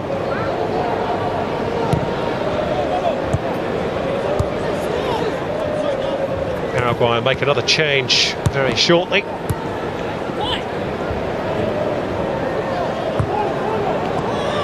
Got another chance to attack Australia here though through Christian Riveros, and now Nelson Aido Valdez. Crossing Schwarzer into another smart stop away to his right. Well, player of Valdez's quality though, when he gets that sort of space outside the penalty area. Look at Colina just with nothing on, just slipping over. It's a real factor. But look at this space, international level, player of his quality has to test Mark Schwarzer far more than he did. Even just an extra yard either side of the keeper asks a more searching question of the custodian. But Schwarzer untroubled. He's had an easy job tonight so far. Now, Claudio Morel Rodriguez can't believe that he's not got the free kick there. He thought he was fouled by Scott McDonald's. Meantime, here is the change for Paraguay. Hernan Perez off. Edgar Benitez is on. Plays for Pachuca in Mexico, and is in good nick at the moment. 6 goals in 11 games for his club. Now the crowd figure tonight is just a shade over 25,000. Yes, if that's just over half full. Free kick taken quickly, and Garcia bends it in. Cahill was looking for the opportunity. Christian Riveros can't clear his lines. Paulo da Silva helps him out. Bit of an up and under from Miller Jedinak. In fact, he chases it himself, but it's Paraguay who break. Conor McCain stepping across. We're looking forward to the change made by Paraguay. Edgar Benitez, the number 10, just taking that throw in, a very lively customer. Well within his capacity to liven things up for Paraguay here at the football stadium. Nickname of Pájaro, which I'm told means bird, and he's named that for his flying runs down the flanks. The other player I can... We'll see if he lives up to his nickname. The other player I can think of, nickname such, was Garrincha. Garrincha, the great bird. Brazilian. Yeah. If he's anything like him, well, certainly probably fair to say is not. But even if there's a remote resemblance, let's enjoy it. This is Bonnet. Martinez. Again, ball played just behind Nelson Aido Valdez. Australia able to play their way out of trouble. To Scott McDonald, rides the challenge. Nicely done by the Middlesbrough man. And this is the part of the game that he brings that Josh Kennedy doesn't seem to deliver the Socceroos. Different styles. Kuehl in towards McDonald's. And Kuehl with the attempted volley. Carney was perhaps offside. No flag.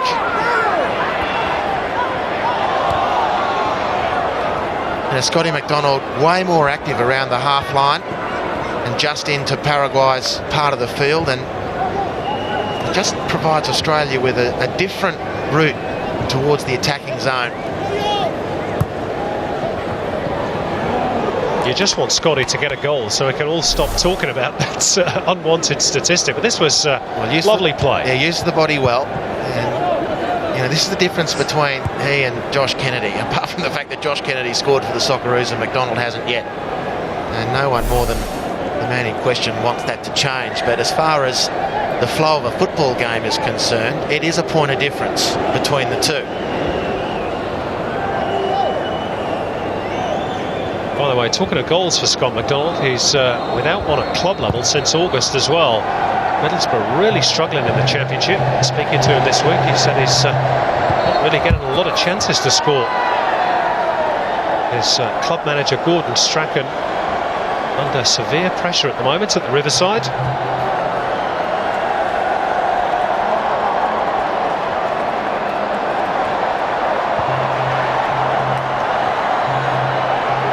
Mexican wave going around the Sydney Football Stadium. This is a Paraguayan wave of attack we're watching at the moment, but Benitez trying to get involved. He was flying down that wing, but the ball was a bit too quick for him.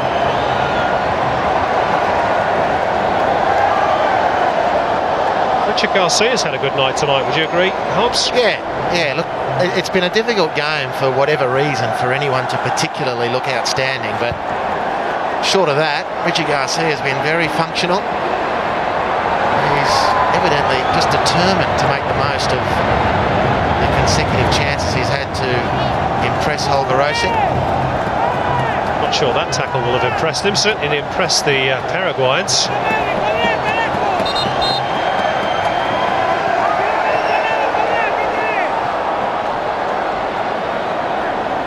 Well, Richard Garcia, of course, playing nominally in the position normally occupied by that man, Brett Emerton. Good to see him here with his teammates, even though he can't play. No, and before the match, Brett Emerton presenting caps, or receiving his Socceroos cap, presenting it to some other greats of years gone past. Mark Kousas, Jimmy Patikas, Terry Butler. Great to see some of the former Socceroos at nights like this. Peter Shan, of course. Geez, we could use someone of his speed in this team. Funnily enough, Peter Shan scored twice against Paraguay many years ago. And blink and you miss him. He was a flyer.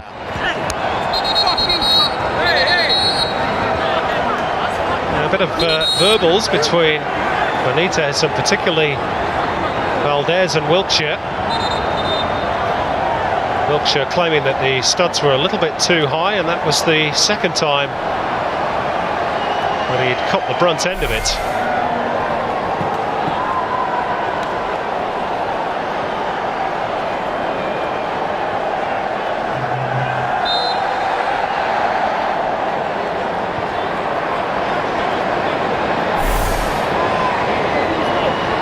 Feisty character, isn't he, Luke Wilkshire, at times? I reckon all three of the contributing parties there knew exactly where they stood in that debate.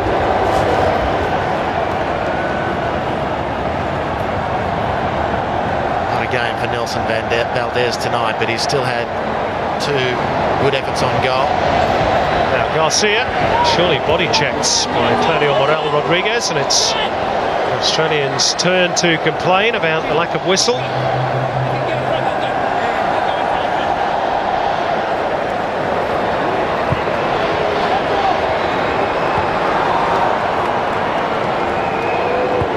Paraguay's league football, Andy. Only the one real half chance, I suppose you could call it, for Valdez in the second half, and just one in the first too. It's easy to see why they struggle for goals. Yeah, it's a point well made, and Australia, just after that opening 20 minutes, have been the dominant force. Keeper Diego Barreto is the man responsible for the fact that the goal scored by Carney is the only one so far. Made 3 or 4 excellent saves. I saw again Valdez taking 2 or 3 extra bits of effort to control the ball because his feet were going from under him.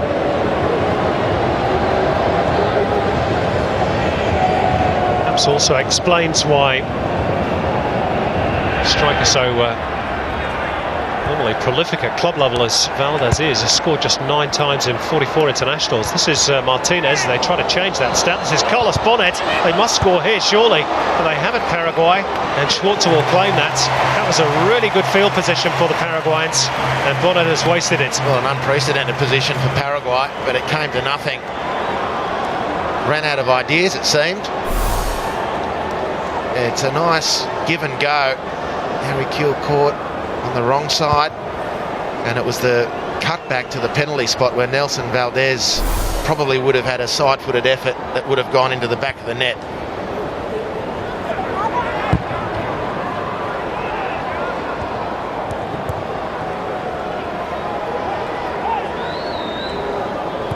McCain allowed to turn and finds Miller Jedinak.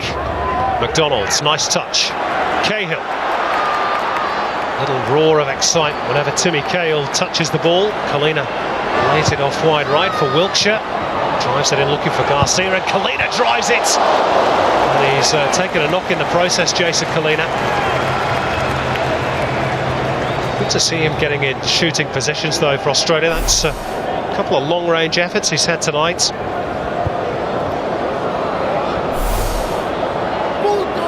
Meantime, at the other end, Edgar Benitez miscontrolled. Christian Riveros gives it back to him.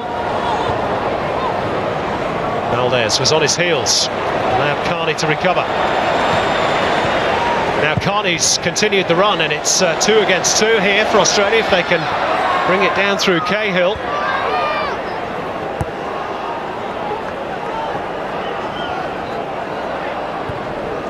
McCain to Kalina.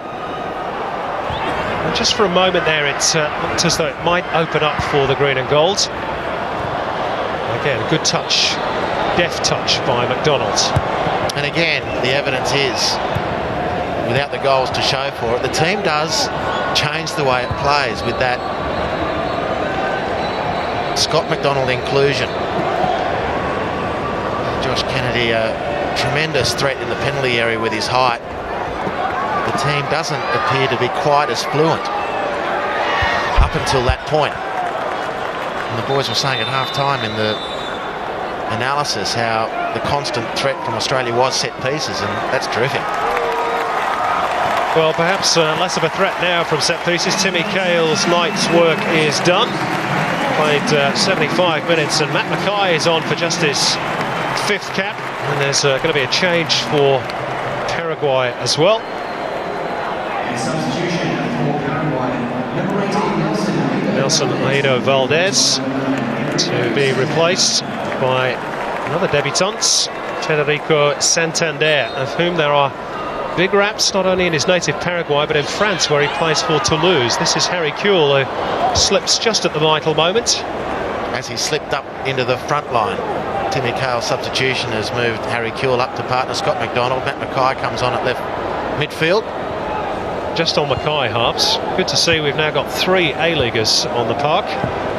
Yeah, and we had Holger Osik on Fox Sports FC asking him about his selections, etc. And he's found it very difficult to hide his praise and admiration for Matt Mackay. And the outstanding player in the A-League, 9 rounds in. Great chance for him. John McCain with a clearance. He was playing in the A-League too until not too long ago with Wellington Phoenix, now in Saudi Arabia, of course, with Al Nassr.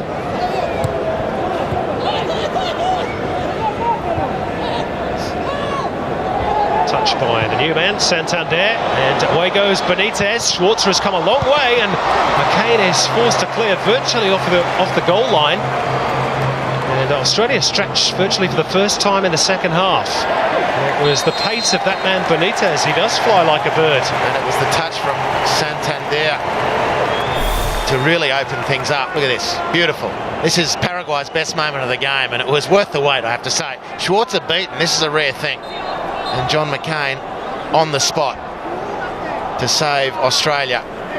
Very fleet-footed was that attack, led by Edgar Benitez, but it was the pass from substitute Santander with the outside of his right foot which opened things up, opened Australia up certainly. Now the changes are coming thick and fast at the moment. Christian Riveros is going to be replaced by the number 13 Enrique Vera, who's another one who plays in Mexico for Atlas. He caught the eye. Rambert, I don't know what that means. Yeah. I don't know whether you do. Can't help you, Simon, but all I can remember is him from the World Cup, where I was very impressed with him. Very impressed indeed. This is Harry Kewell. Stopped unceremoniously by a combination of two defenders. Vera, newly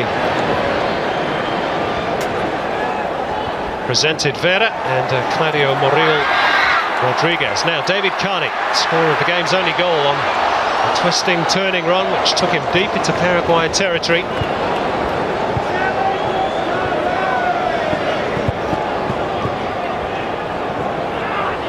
Chested down by Bonnet. Martinez in field. That'll be an Australian throw-in off Marcos Riveros. Well, the chance opened up again because of a player losing his footing. David Carney looking to profit from the slip from Osvaldo Martinez, but 1 versus 3 wasn't going to result in a positive outcome for Carney. It's 1 versus 2 here, and down goes Scott McDonald, and the referee blows for the foul.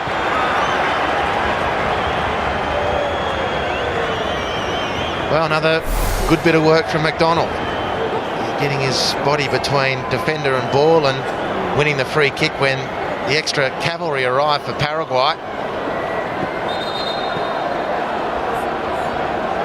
No Tim Cahill, no Josh Kennedy. How much of a threat now for Australia from the set piece? 19 fouls committed by the visitors. Jason Colina on free kick duty. Miller Jedinak is pushed forward to lend a bit of height. Goes towards the far post, met by Paulo da Silva. Away by Santander. Paraguay held up by Mackay, and they're a bit casual. Martinez closed down by McDonald, and then there's a bit of afters between McDonald and arms are raised here. It's all getting a bit testy in this so-called friendly.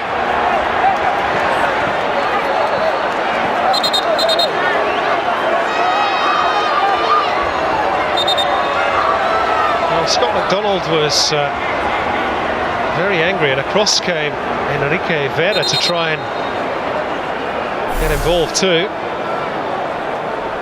Well, the foul initially was given for the handball, and then it was the little short right to the chops by Osvaldo Martinez that McDonald reacted to.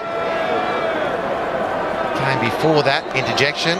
Enrique Vera was not going to miss out on his taste of action. He's been champing at the bit on the sidelines.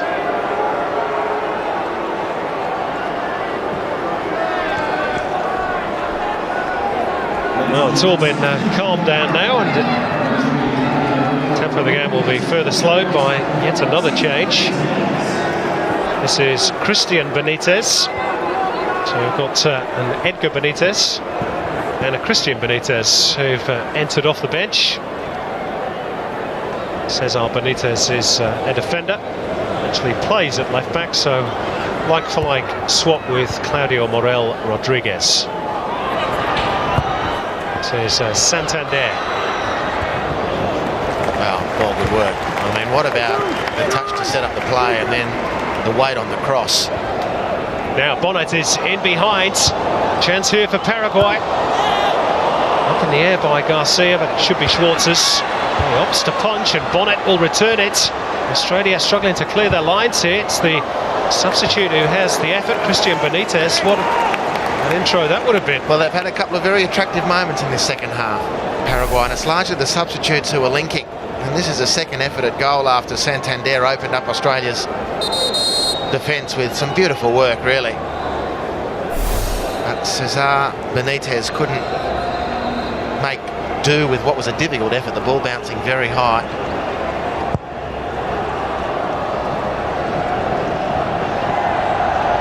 I think I called him Christian Benitez. I think I'm getting confused with Christian Riveros. It was Cesar Benitez in the effort on goal, which has been a pretty rare thing for Paraguay. I've asked a few more questions of Australia as the second half has worn on. Very proud football nation, won't want to lose again on their travels. They're not getting a lot of change out of their trip through Asia and the Pacific. Lost against Japan.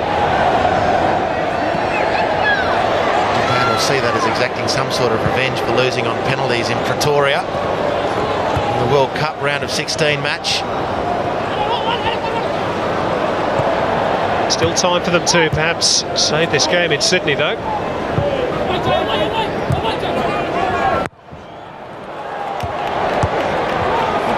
Australia can build down the right. Garcia wants it played first time, and Yedenak did just that, but couldn't get the direction.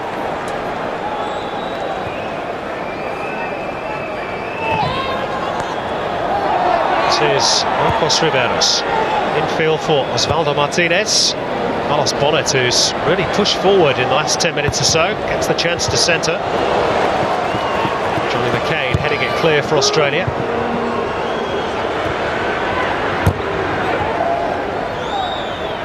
They're having some joy in the wide areas, Paraguay. Kuhl wants a handball, not given. Comes off the head of Carney. Again, a slip this time by Bonnet. Well, it's increasingly desperate stuff by both teams. And it's increasingly looking like dancing on ice. It's just not a player who is sure of his footing on the ground, and it's a real X-factor in this game. I think that's 2 reality shows you got into one sentence, Harps. Is that right? Yeah. There's one called The X Factor in the UK. Oh, there you go. It'll be in Australia soon, don't worry. I spend too much time watching Fox Sports. Oh, it is. There you go. It is already. Whether he had a sponsorship deal or something. 6 minutes to go. So it's Edgar Benitez. Paraguay looking to release Martinez.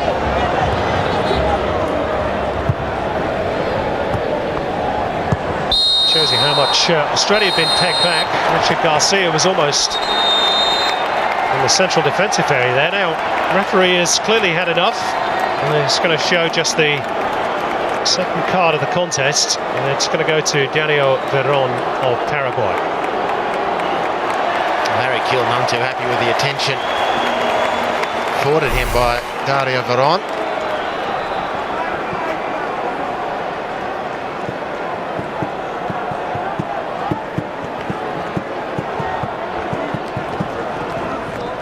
Close attention from his blind side, and then probably a stud just catching Kuhl on the Achilles or the calf. So the man known as the Wizard is in the referee's book. With a foul on the man known as the Wizard of Oz, or at least was for a long time, Harry Kuhl. Now drops, or does it, for Matt Mackay, on his favoured left foot. Well, one Sebastian Veron of Argentina is known as the Little Witch, and I wonder if the link by surname of Veron, I'm trying to find something. So that's good detective work, Harps. I'm impressed.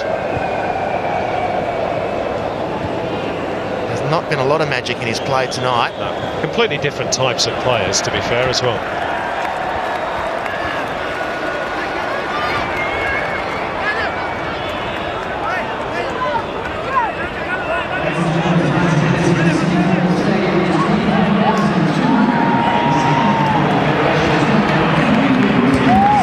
Australia within 4 minutes plus injury time of recording another home victory. And of course, that won't be the only criteria on which they're judged. Kuehl was a bit late there on Veron. Play on, says the referee. Maybe there's a bit of aftus for that earlier challenge. One or two running battles out on the park this evening. Robbie Slater called this game an international, not a friendly, and it's not really been friendly at times. Maybe that's why Holger Osik is about to withdraw Harry Kuehl before he gets into any trouble. He's going to be replaced by Dario Vidicic. Well, he remains a crowd favourite. One of Australia's premier footballers, certainly of the modern era. You can extend that argument way back through the history of the game in this country. Not a lot of change for his efforts tonight. 86 minutes of work for the green and gold. And now Dario Vidicic with an opportunity. Albeit a slim one. In a game that hasn't really been open, there haven't been plenty of chances. Shouldn't expect that to change in the remaining 5 minutes or so, including injury time. Fourth game in succession that Dario Vidicic has come off the bench. Still with FC Nuremberg in Germany, although he's not getting a lot of game time in the Bundesliga at the moment.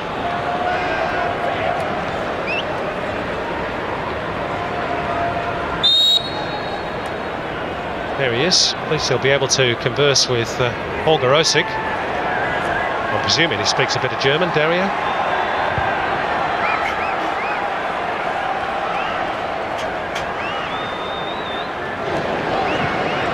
Here's his first involvement, former Brisbane Raw man. And it's a good one too. He's turned away from two Paraguayans.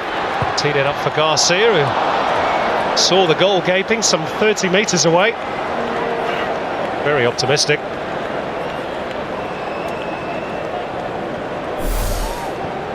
Yeah, tremendous work, Dario Vidicic. The player keeping his feet, getting rid of two would-be defenders. And then with his head up, found Garcia in plenty of space. This is Martinez. Sorry, Andy. I was going to say Garcia with his head up too, but at the wrong time, just as he struck the ball. Veron pushing forwards. Vera and Wilkshire in a real tussle for the ball. Australia come away with it, and they've got the free kick too.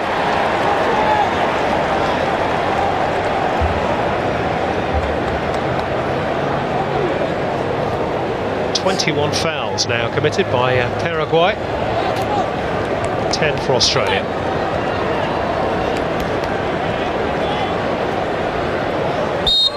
Deep inside the final minutes, Harps. Things stay the way they are, then Holger Osik will have another positive result. But what about the performance? Will he be happy? Well, it gives you more momentum. A win always gives you more momentum. I think on balance they've been the dominant team.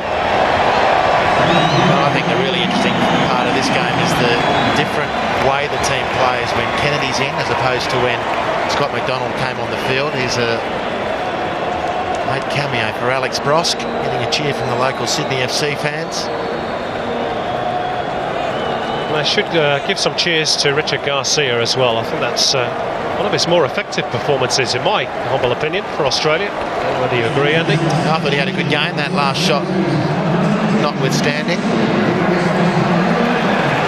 And Alex Brosk will get an almighty cheer from the many Sydney FC supporters in attendance here at the SFS.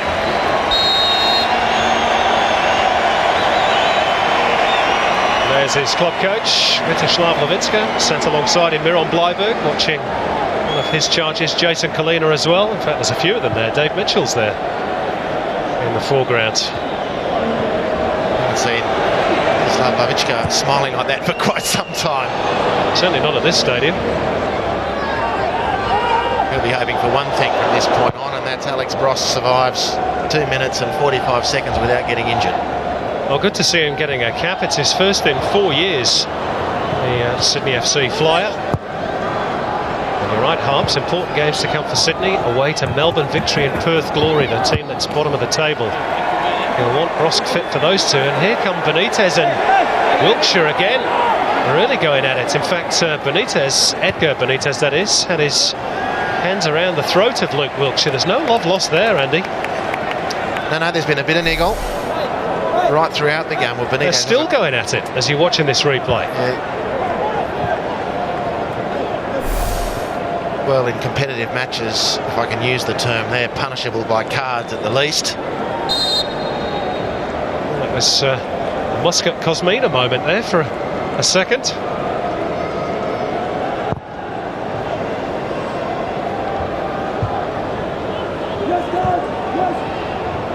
David Carney with the back header. At the moment it looks as though his goal will be enough for Australia.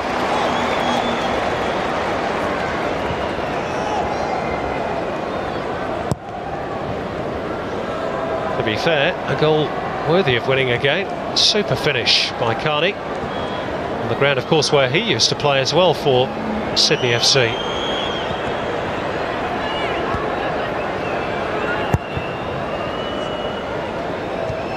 Paraguayans, for their parts, well, they've played some decent football at times, as Wilkshire is the latest to slip. But can they steal a draw, perhaps? This is Edgar Benitez.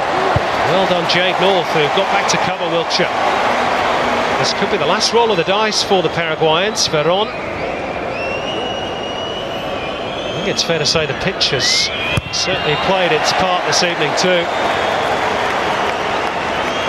Paraguay have just not really been able to fashion enough chances, not been able to put Mark Schwarzer under enough pressure. And on that basis, Australia will be worthy winners.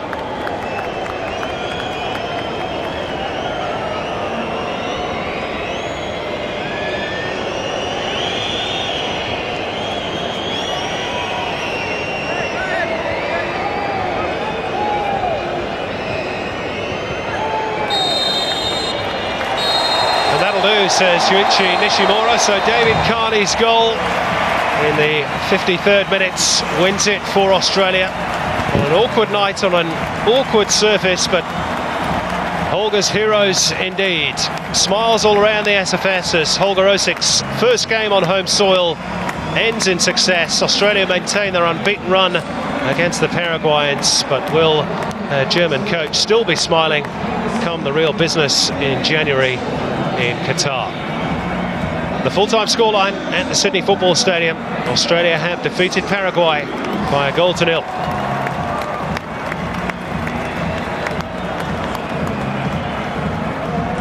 Well, it was a game that's had plenty of niggle, and it's still going on at the end of the game. One or two running battles, particularly Wilkshire and Edgar Benitez, after he came off the bench. But the referee did well to keep a lid on it, issued just the 2 yellow cards. And Harry Kewell was involved in one or two of those little confrontations. Let's hear from him now. He's talking with Mel McLaughlin. Mel. Thanks very much, Simon. Harry, you must be pleased with that result. It was a tough hit out, wasn't it? Yeah, very tough result. I thought the boys played well. We worked very hard, as you can see, and it was a great finish by Carney. How important is such a stern test like that ahead of the Asian Cup, because you don't have too many games left together? Of course it is. It's good to get back to getting confidence in the team again, and I thought we saw that tonight. Again, we worked hard, we created a lot of chances, especially from set pieces. We were just unlucky. I thought their keeper had a good game, and it's all positive. And you've had a bit of a break since South Africa. Good to be back in the green and gold. It's always great to be back. It's always great playing back for your country and that, and it's always a good stern test because you always want to give so much for your country and that. And I thought the lads played well, and I'm very proud of them. Do you feel that there is a different feel about this squad now? A different manager, a few different players? Of course it is. It's a different technique we're playing, and it's a different attitude that we have in the team now. And I think it's all positive, and hopefully we can grow on this result and look forward to the November games, and then obviously the big one in January. Thanks very much, Harry. Good luck for the next couple of months. My pleasure. Thank you. Thank you. And that next game for Australia is rumoured to be, although it's not confirmed, against Egypt in Cairo next month, and that will be their final hit out before they go off to the Asian Cup in Qatar in January. They do have one scheduled friendly against the UAE in the Middle East, possibly to be played in Dubai or Doha itself. So a nice send-off being given by these fans at the SFS, and a winning send-off the players have given them too. And I think it's probably fair to say that on the balance of play, the Socceroos deserved it. They created more chances. Paraguay played in fits and starts really, but plenty to work on for their coach, Gerardo Martino, ahead of the Copa America in his native Argentina next year. They really didn't put enough pressure on Mark Schwartz's goal, and I suppose in that regard they can have a few complaints with the results. Let's hear from the goal hero. David Carney is with Mel. Thanks again, Simon. Dave, you don't know how to score average goals for the Socceroos. You've done it again, a quality strike. Yeah, I just hit it really, and I think I got a bit of a swerve on it, and for the keeper, and just happy it went in. Do you feel you've cemented that spot on the left-hand side now for the Socceroos? To be honest, I need to keep going. I know I've probably got a lot more to give as well for the Socceroos, so I just want to keep fit and give it my best and work hard, and hopefully I can do more of them in the future. Has this week been particularly competitive? You've obviously got a new manager, a new coach under Holger Osek, and players really looking to grab those Asian Cup spots. Yeah, definitely. I think the lads really like him. He plays, he likes to play positive football, likes to always go forward. So I think the lads up front enjoy that with Timmy and Harry and that. So, but it looks good. I think overall, I think we deserved the win as well, and we look very positive. And is the plan for the next couple of months to try and break into that Blackpool side? Yeah, I think since we got there, we've been doing really well, and there's a great feeling around Blackpool at the minute. So it's just, I think everyone's just excited to be in the Premier League, and I think we just keep obviously beating Liverpool last week. There's a massive buzz with the side, so I've just got to work hard, and maybe when I get in, score a couple of them, and might cement my spot there. But I'm sure my time will come. Well, Dave, here's a tip. Take the tape from tonight to the manager when you get home. I think, yeah, if not, I'll tell him about it. Thanks very much, Dave. Thank you. I'm sure he knows, Ian Holloway, or he will know. Cracking finish from David Carney. What a week for him. A win at Anfield, and now the winner at the Sydney Football Stadium. I think there's plenty to be positive about for Holger Osek tonight. After the sluggish starts, they certainly found their rhythm and took the game to Paraguay. Of course, the multiple changes towards the end changed the dynamic of the match, and Paraguay were chasing. They couldn't get back on level terms, and Osek, well, he has a good record, of course, as a coach, particularly at regional level. Won the CONCACAF Gold Cup with Canada back in 2000. How we'd love him to repeat that feat with Australia in Qatar in January. Let's hear from Mark Schwarzer now. 34 clean sheets in 81 caps for Australia. He's talking with Mel. Thanks again, Simon. Mark, Simon's just been mentioning your amazing run of clean sheets. Congratulations on that, and another great performance. But to be fair, I don't know how much you were used tonight.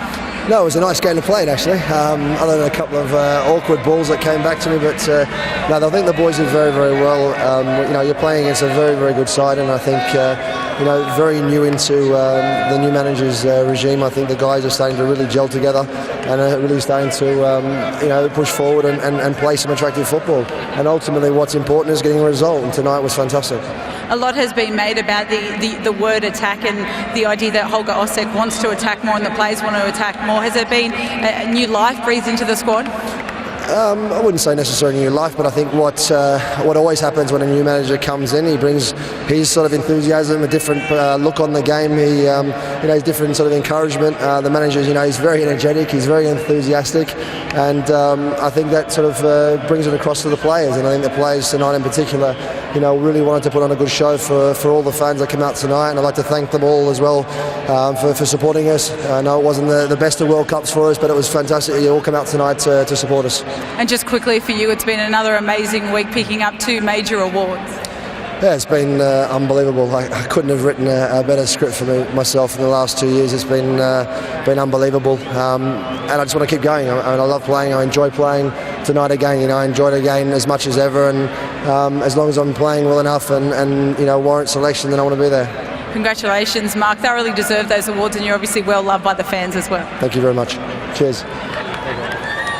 Yeah, well done to the skipper. And the week where he celebrated his 38th birthday and won the Australian Footballer of the Year award as well. Well, the result is probably